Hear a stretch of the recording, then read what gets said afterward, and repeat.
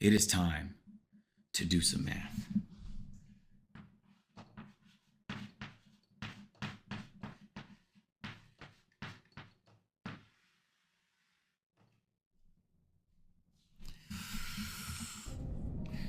CaseOh earns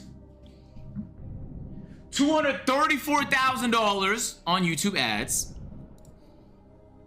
$110,000 on Twitch ads, $282,000 on Twitch subs, $150,000 across his brand deals, $100,000 on his merch, and $25,000 on his VOD channel with a marvelous monthly total of $901,000.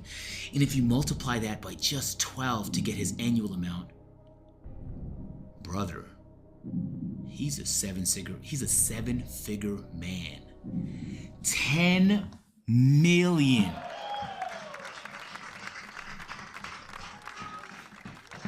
$10.8 million a year. That's certified. I have came to the conclusion that CaseOh makes a fuck ton of money. Well deserved, and I think the lesson